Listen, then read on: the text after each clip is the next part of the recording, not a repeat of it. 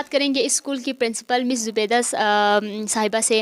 ہم ان سے جانیں گے کہ کیا کیا ایشوز ہیں, کیا کیا چیزوں کی ضرورت ہے, یا جو اعلانات ہوئے ہیں وہ فل ہوتے ہیں کہ یا نہیں. ہیلو, السلام علیکم.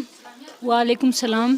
اچھا میم, آپ مجھے بتائیں آپ کتنے سالوں سے اس اسکول میں اپنی خدمات سر انجام دے رہی ہیں؟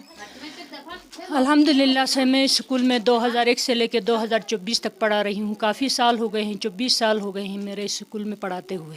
اچھا میم, آپ مجھے یہ بتائیں کہ یہاں پہ ابھی جو ڈائریکٹر صاحب آئے ہیں یا میسم کاظمی صاحب جو آئے ہیں, انہوں نے بہت سارے اعلان کیے ہیں. میں بھی اس سے پہلے بھی بہت سارے لوگوں نے اعلان کیا ہوگا, تو آپ کو لگتا ہے کہ جو انہوں نے اعلانس وغیرہ کیا ہے وہ فل ہوں گے, وہ پورے ہوں گے؟ جی بیٹا, آپ نے درست فرمایا, لیکن اعلانات تو ہوتے رہتے ہیں لیکن کوئی بھی اس پر عمل نہیں کرتا ہے. امید کرتی ہوں میں میسم کاظم صاحب سے اور ہمارے ڈائریکٹر ایجوکیشن ذوالفقار صاحب سے, انہوں نے جو اعلانات کیے ہیں وہ قائم رکھیں گے اور ہمیں وہ جو انہوں نے اعلانات کیے ہیں وہ ہمیں دیں گے. امید تھے ان لوگوں پر. اچھا میم, آپ مجھے بتائیں ایز اے پرنسپل آپ لوگوں کو کن مشکلات کا سامنا کرنا پڑتا ہے اسکول میں؟ اس اسکول میں بہت سارے مشکلات ہیں. ہمیں یہاں پہ باہر کلاسیں 3 ہیں. اچھا, ٹیچرس ہم لوگ 10-12 ہیں. کچھ اسٹوڈنٹ کو ہم لوگ, کچھ کلاسوں کو ہم لوگ باہر پڑھاتے ہیں. گرمی ہو سردی ہو ہمیں بہت مشکلات کا سامنا کرنا پڑتا ہے. اس کے باوجود بھی ہم تعلیم کو جاری رکھتے ہوئے اپنے بچوں کو تعلیم سے محروم ہونے نہیں دیتے ہیں. بہت سارے مشکلات کا سامنا پڑتا ہے.